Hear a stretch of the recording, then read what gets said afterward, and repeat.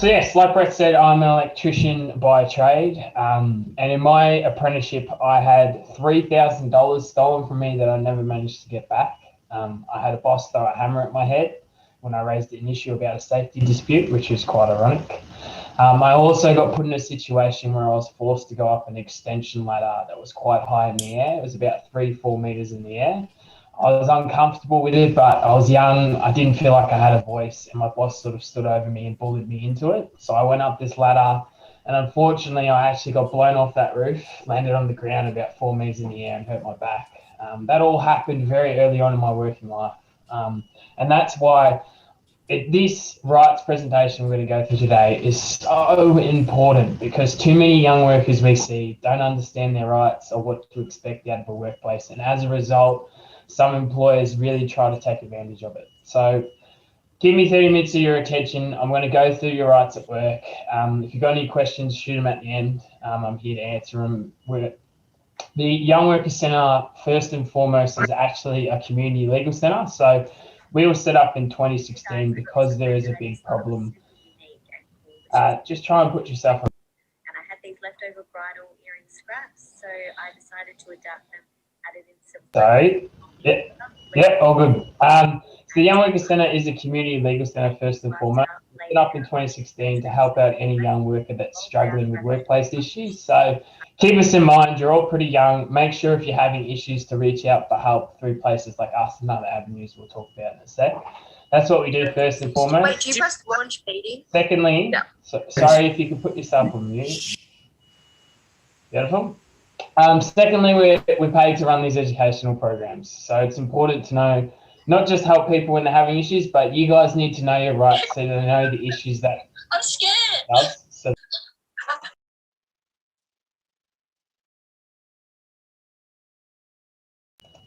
sorry, just got muted. Thanks for that. Finally, sometimes laws aren't in the benefit of young workers. Shut your cracker mouth up. Sorry.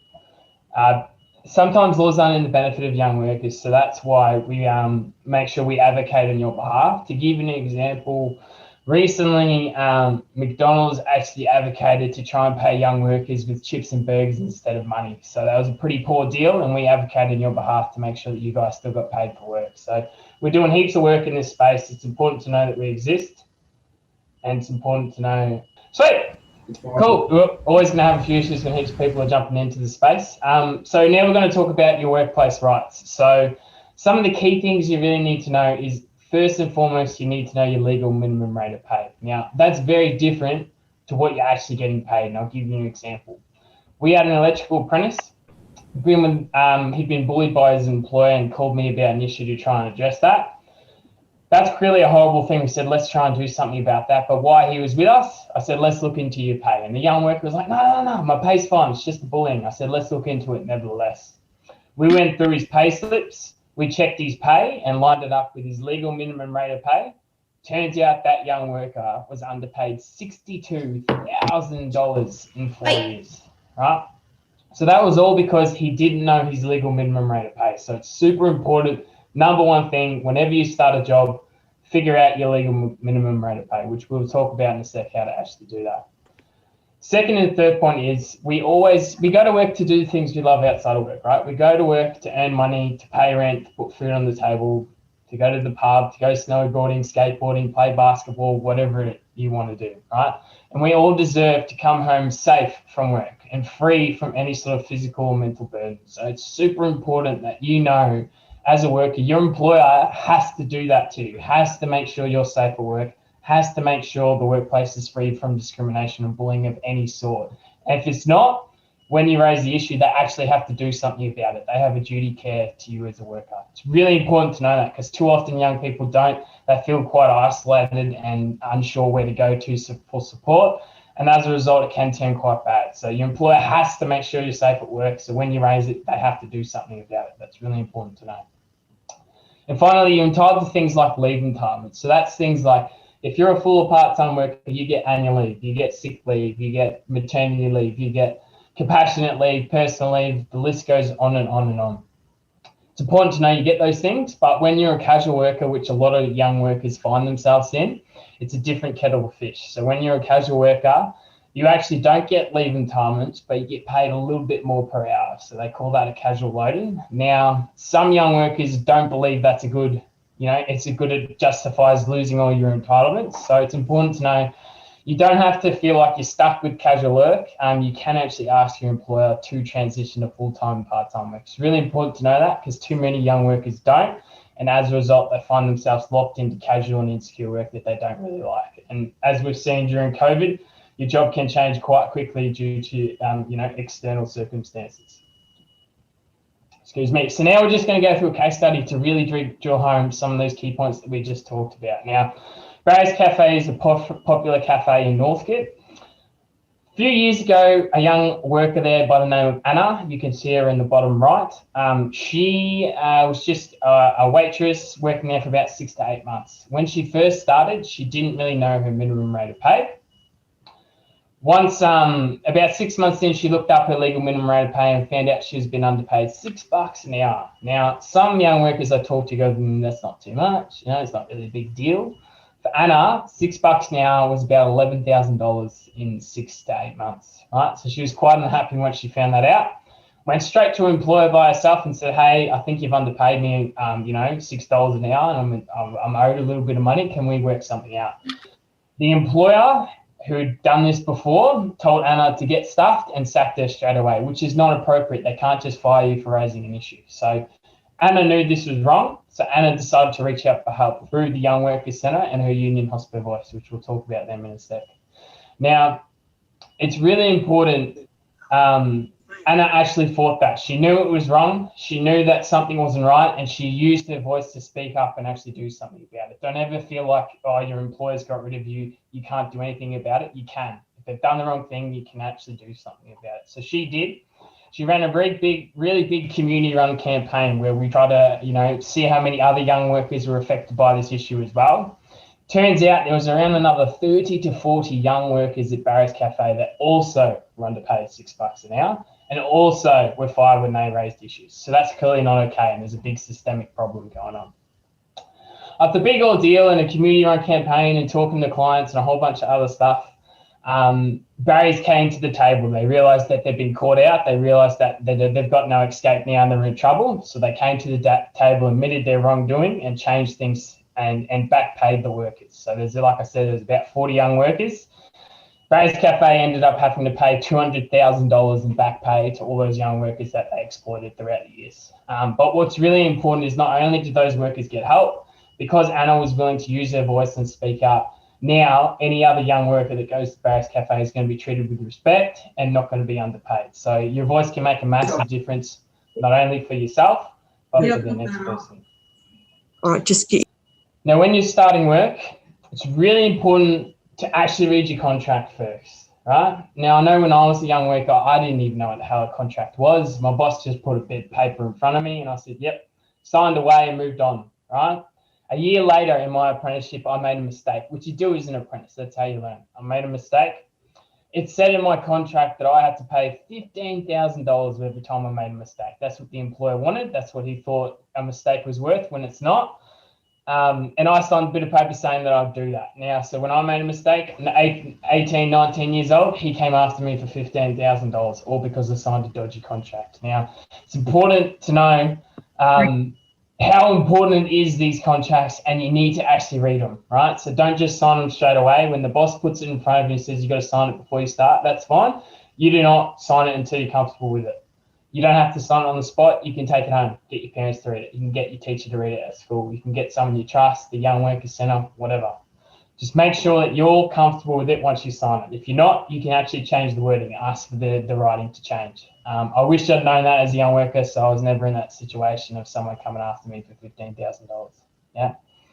Second point is don't accept cash in hand work. I did it heaps as a young worker. I'm first to put my hand up. I see heaps of young workers that get paid cash in hand as well. And I'm going to tell you the risks associated with it. Not only is it illegal from a tax and ATO perspective, but there's some real detrimental effects it could cause you as a worker. Now, the example I'm going to give you is a fish and chip shop worker. This young lady was 18 years old at the time of this incident. Worked at this place for 2 years. It was a family friend. She thought it was fine. This particular Saturday, she was carrying a big pot of boiling hot oil. She was walking along like she does every Saturday, but this particular Saturday, there was soapy water on the ground. So she walked along, slipped with a big pot of oil. 40% of her body had second-degree burns on it, all because she slipped on a bit of soap. Now, usually a worker in that situation, the first thing you get is work cover. You'd be paid for every single, medical expense you had, and you'd be paid for your time off because it's not your fault you got injured at work, right? Now, because she was working cash in hand, the employer saw an opportunity to deny that worker ever actually worked there. She shouldn't have been doing that drill. She wasn't scheduled to work that Saturday, and as a result, that young worker that suffered horrific injuries didn't get a cent in work cover, not a cent, all because she accepted cash in hand. So it's so risky. If you get injured, things go extremely wrong very quickly. So please, now you know the risks, do not accept cash in hand work. The only legal way of doing it, if you get paid cash, is that you're on the books and you're getting a pay slip. If you don't get either of those two things, it's illegal and you're in extremely risky territory, so don't do it. Third thing is there's no such thing as unpaid labour or unpaid trial shifts or unpaid training. So what I mean by that is if you rock up to a job and they say you got to do 4 hours of, do a trial shift first. If we like you, then we'll start paying you.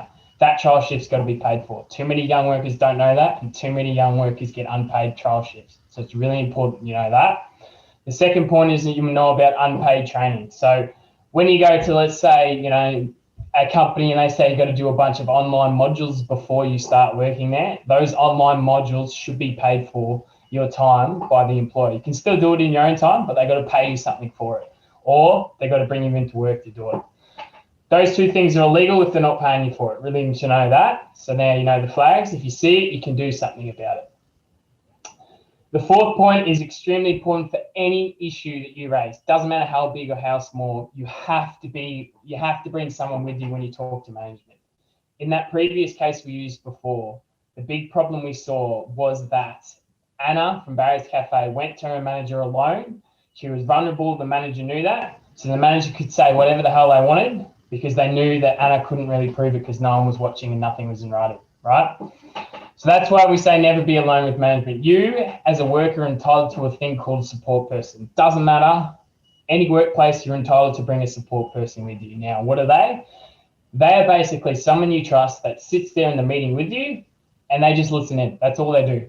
They don't have to be an expert. They just got to be someone you trust. Don't bring the boss's best mate or the boss's cousin as your support person because you might not trust them and they might not be reliable. Bring someone you trust. They sit there either in person or over the phone, and they provide you with two protections. The first one is 9 times out of 10, an employer will be on their best behaviour if you've got someone witnessing, right? They understand that someone's watching, they could be held accountable, they're going to be on their best behaviour and treat you well. So that's the first reason for it. The second reason is, let's say that 1 time out of 10, the employer still treats you pretty poorly. You now have a witness. So when you come to someone like us and go, I got my job threatened for raising an issue, we go, what evidence do you have? You say, I had a witness there, I had a support person. We go, beautiful, let's do something about it. Otherwise, it's quite hard to prove, right? Protects you from things going wrong, protects you when things go wrong. So it's so important. Make sure any issue, bring a support person there. A real important thing to note as well, which is something I didn't know as a young worker, is you can't record someone without their permission when it comes to workplace stuff, right? If you're being bullied at work and you come in with a secret recording and try to get your boss bullying you to try and use that, unfortunately, from a legal point of view, we can't use it. So it's important to actually, if you can't get a support person as a backup, you can ask for the meeting to be recorded. Now, if you can't get either of those two things, you do not go in that meeting until you can, right? You should not ever be alone in a meeting. If you rock up to work one day, the boss pulls you aside and gives you a random meeting out of the blue, and you feel quite attacked, walk out of it. Walk out of the meeting, rearrange it for a time where you can have a support person or a recording. So important, and it's really, really important for any issue you raise. And finally, don't take things for granted. Make sure you're getting a pay slip and make sure you check it. Getting a pay slip's one thing, which every employer has to give you, but the whole reason of a pay slip is so that you have the ability as a worker to check that you're getting what you've owed, right? So let's have a look at what a pay slip actually looks like. So there's some things that have to be on every single payslip. The first thing is the date of payment. You have to be shown exactly when you exactly your pay period, I should say, which is, a week, 2 weeks, a month, whatever it might be. Your employer's details will be on there, but you probably don't need to worry about that. That's something we'll use if we need to look them up. Your hourly rate is on there. Now, this hourly rate in your payslip needs to line up with your legal minimum wage that we'll still talk about in a sec. If your payslip doesn't line up with your legal minimum wage, you've been underpaid. There's no ifs, buts about it. There's no grey area. It's black and white. This is what you're entitled to. If you're getting below that, you're underpaid. Once you're getting underpaid, you reach out to someone like us to give you help to try and resolve it. If you're a full and part-time worker, you'll see leave entitlements and carers leave and things like that on there. Really important to know your hours work has to line up to what you actually work. We had a young worker that was working around 60 hours a week for a few years. I only got paid for 38 of them. That happened for about 2 years. She was underpaid about 30 grand in 2 years because she didn't get paid for every hour she worked. So make sure you work 10 hours, you get paid for 10 hours. If you rock up to your company to set up the shop from 8 a.m. to 8:30, then you start serving customers, and then at 4:30 you start packing up and leave at 5. You should be paid from when you set up to when you finish packing up, right? Really important to know that and make sure your payslip reflects that. Finally, you should be getting super. Now, when you're over the age of 18, anyone can get super. When you're under the age of 18, you've got to work a certain amount of hours. I think it's 30 hours fortnight, I believe, or a week, somewhere around there. I'll have to double check my numbers on that. But basically, over the age of 18, you definitely get super no matter what. Super is your nest egg. Super is your retirement. I don't know about you, but I'm more than happy to retire when I'm 65. I'm 25 years old now, and I'm already looking forward to it, which is a bit sad, but that's a separate point. But that's my nest egg, right? So every year I neglect to look into my super. Every year a boss doesn't pay into it or refuses to do whatever, and you don't notice it, is another year in your working life. I see too many young workers, 23, 24 years old. They've been working for 6 years, haven't checked a single cent of their super, and as a result, they probably didn't get paid a cent from the employer potentially. This now means they're going to have to work another 5 to 6 years potentially because of that super not being paid into. So we all want to retire. Super's how you're going to do it. Check into it. Just because you're young doesn't mean it's not important. It's more important, to be honest. This is how you're going to retire. So really important to know that exists. We're going to skip that video. It doesn't work very well online, but it's basically another case study to show you companies doing the wrong things that we've talked about. Now let's go straight into industry awards. Now it's not awards that you get for winning footy or netball. This is what we call an industry award, which outlines basically your legal minimum conditions for any job. Every job has one: teacher, lawyer, doctor, dentist worker, tradie, whatever other job you can think of, kitchen hand. Everyone's got an award that you work under. It outlines your legal minimum rate of pay that we talked about before. So whenever you start a job, the first thing you need to do is figure out what the hell your legal minimum rate of pay is. And if you're not getting it, then you know straight away you're being underpaid. The reason why that's important is that case study I used before where that young worker, got underpaid $62,000. It's taking us years to try and get that back because it's such a large amount of money. Where if it's $10, $20 that you've been underpaid, it is very easy to get back compared to $62,000. That's why it's important to address these issues very early on before it becomes a big problem. Otherwise, you might not get it back, in all honesty. Yeah. So legal minimum rate of pay, penalty rates, which is, you get sometimes paid a bit more on weekends for working, your casual loading, your meal breaks, your duties, all that stuff is in your award. So it's important to know what award you're working under. Now, some you might be thinking, I have no idea what award I'm working under or how to look it up or anything like that. A really good tool to use is the Pay and Conditions tool, or PACT, P-A-C-T. It's done by the regulator, the Fair Work Ombudsman. They've created an online tool any worker can use to figure out two things. So just type in Pay and Conditions tool or PACT, P-A-C-T on Google, click the link, click their pay calculator. It will now take you through a series of questions. And the first thing it does is it will ask you at some point what award you're working under, or industry award, I think they'll say. If you don't know, hit no to that question. It will now ask you some questions to figure out what award you're working under. So that's the first good thing about it. It allows you to figure out exactly what award you're working under so you can look into it more detail yourself. The second thing it does is at the very end, it will calculate your legal minimum wage for you. It'll put it up on the screen. You're supposed to be getting $14 for what you've told us, right? If that doesn't line up with your pay slip and what you're getting paid, you reach out to the Young Worker Centre to get help, right? You've been underpaid. There's no ifs or buts about it.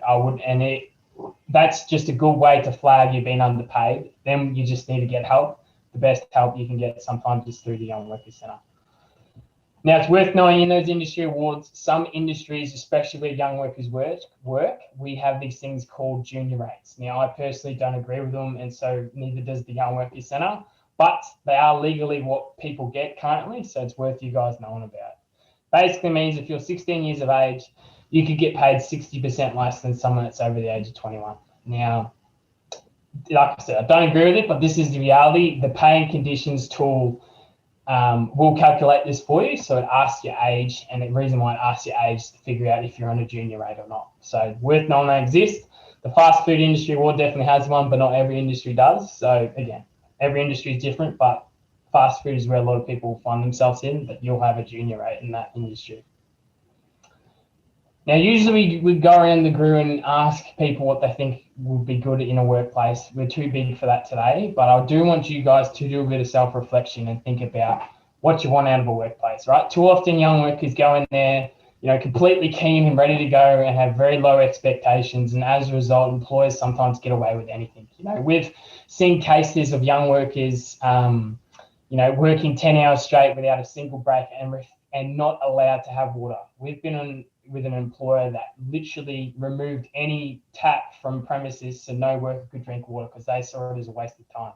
Right? There was a worker eventually that passed out on that site because of heat exhaustion and dehydration. Now, it is a basic human right to be able to drink water. So it's important to know that no boss can ever do that to you, right? We've also seen sites where they wouldn't have toilets and workers would have to go outside and do it behind a tree, right? This stuff is ridiculous, but workers put up with it, especially young workers, because they don't know. They don't have anything to gauge it from. If this is their first job, they go, well, I guess this is what's happening. Everyone else seems to be doing it. It's important to know that that's a load of rubbish, right? You're entitled to water, you're entitled to toilets, you're entitled to a good wage, a workplace free from bullying and harassment.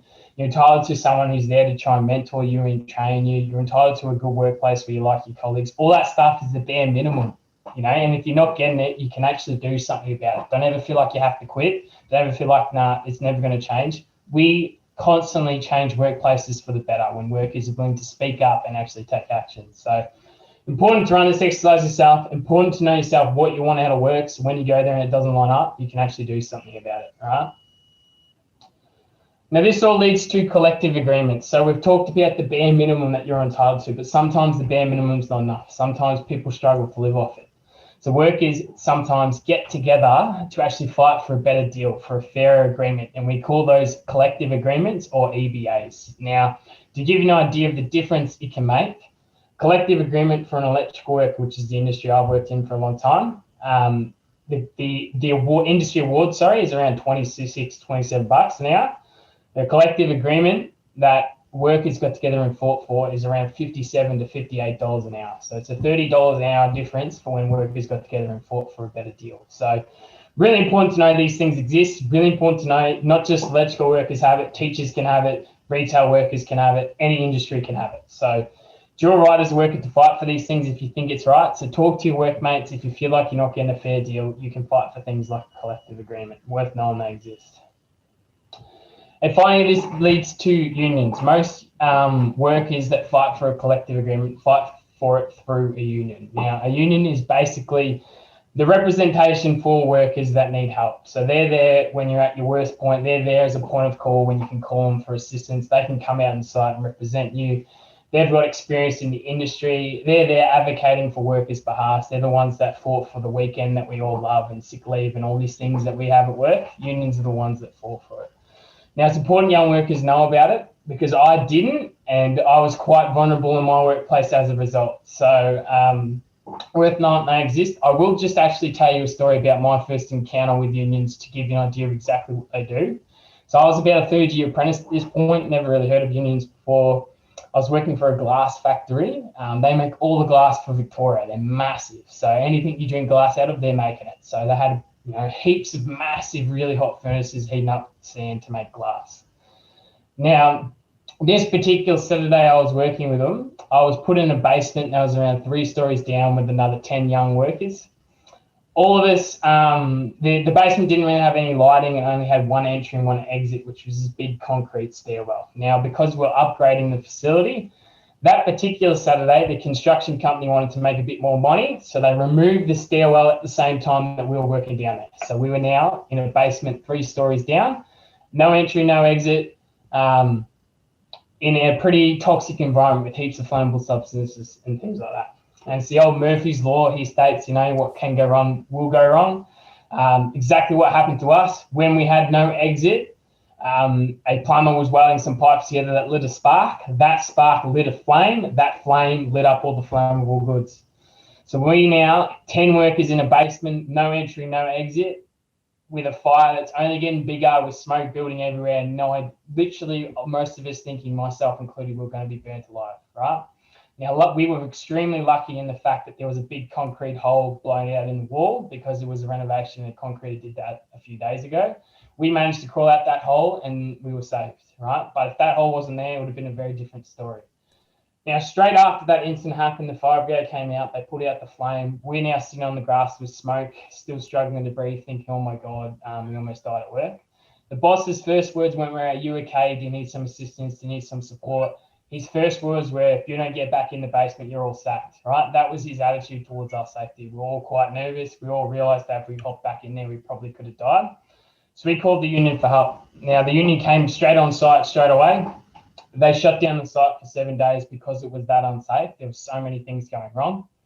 They got the employer to install 3 new entries and exits into this basement, so there was no longer just one, so you can get out in multiple places. They removed all the flammable goods and all the toxic substances that we saw around. Little did we know that there was actually asbestos there as well. So for those of you that don't know, that is a toxic substance where if you cut it enough, it can actually generate lung cancer in workers that breathe it in, whether you smoke or not. So I was quite pissed off that I found out I was inhaling this toxic substance and could get cancer later on in my life. So the union managed to get the employer to sign an agreement where if we do develop lung cancer as a result of this asbestos, that they will pay for any sort of surgery or care we need, which is a big deal. So I know at least I've got some financial support if something does happen. All that happened because of the union stepping in helping us. So again, the reason why I tell that story is because they're there to represent you. Workers need to know they exist because when things are going wrong, they're the best support you can get. Now, these scenarios are hard to run online, so I'm just going to read one out to you. I'm going to highlight some of the problems that you can see, and I'm going to highlight some of the stuff that you could do as a worker. Usually we get you guys to fill the answers in, but it is quite hard with a big group like this. So I'm going to read it out to you to start with. You start work at a fish and chip shop on Saturday. You were 16 years old and the award says you should be paid penny rates on Saturday and Sunday. The boss tells you that he can't afford to pay you penny rates and that he's going to pay you cash in hand at $10 per hour for all hours worked. On your first Saturday, you work from 10 a.m. to 8 p.m. without a break. As you leave work, the boss tells you that your pay will be ready in a few weeks' time and to ring next week to see if you're working or not. Now, this is a real case of a young worker that's come to our door before that we managed to help. What were the issues that we see here in this scenario? So I'm going to highlight some of them too, but I want you to think about while I was reading out what actually went wrong. So the first one I can see is weren't paid penny rates. So they weren't paid an extra late on weekends, so Saturday and Sunday, which is a problem. The second one I can see is paid cash in hand. Like I was saying before, don't ever accept cash in hand work. There's too many risks associated with it. This young worker was paid cash in hand. The third issue we see is getting around $10 per hour. So for cash in hand especially, that is extremely low and was probably been underpaid as well. They worked 10 a.m. to 8 p.m. without a break. That's 10 hours with no break, which is a recipe for someone to get injured from fatigue. So that's a massive issue. And the final thing I can see wrong in it is that they were paid in a few weeks' time, they were saying. So when you sign your contract, it will tell you, do you get paid weekly, fortnightly, or monthly? It can't be any later than that. Whatever it says in your contract, you must get paid at that period. There's no, oh, we'll pay you in a few weeks. Oh, sorry, times are tough right now. That is garbage. And 9 times out of 10, we've seen employers that do that are doing it for a way to underpay the worker and get them to work for free, right? So if an employer says something like this to you, the first thing you should do is call and call the young worker to try and get some help because usually it's a big red flag. Now, we've seen this to extreme. I had a young worker that signed up or thought she signed up to do an apprenticeship with her friend's dad, her dad's friend, someone that she thought was her mate or her dad's mate. This particular boss said that this person was hired as an apprentice when she wasn't. She was never actually signed up. This boss also convinced the worker that for the first year of your apprenticeship, because you're learning, you don't get paid a cent. So she was working for 8 months for this boss and didn't get paid a cent.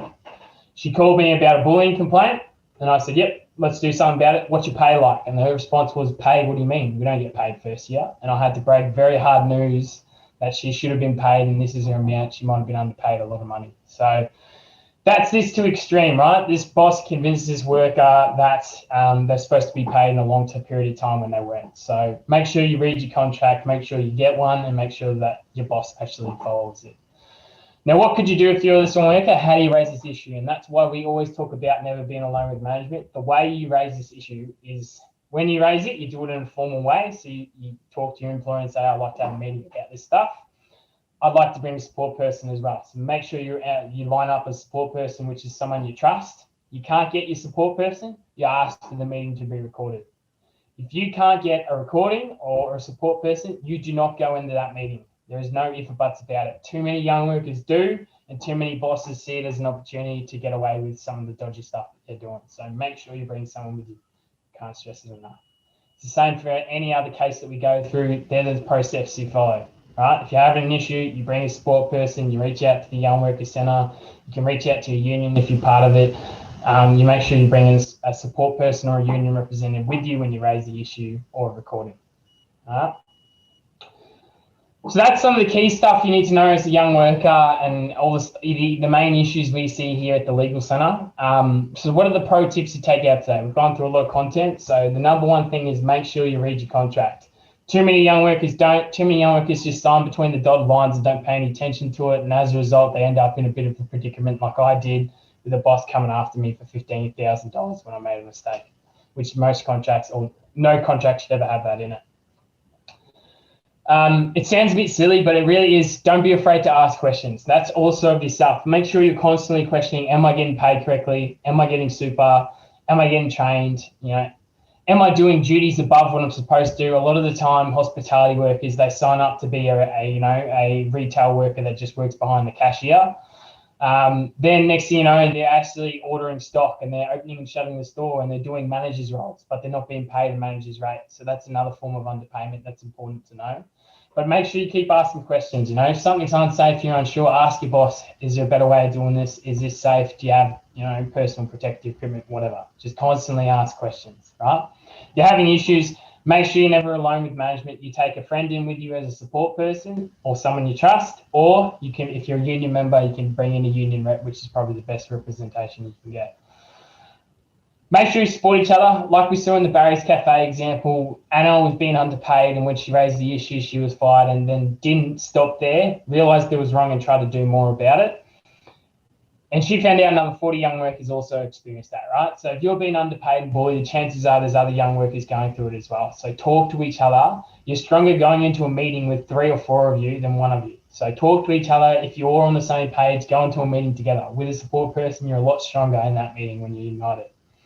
And finally, check your payslips, right? Don't take things for granted because too many young workers expect people to do the right thing and they get let down, right? So I'm not saying every employer is bad. There are good ones out there, but we're here to make sure that you're protected so things don't go wrong. And the way you protect yourself is don't take things for granted and check your payslips, check your super, check things are right. If you're unsure about your rights or unsure about anything, you can call us up and we can give you some general advice. It might take a few weeks, but we can get there and give you some general advice from lawyers and things like that.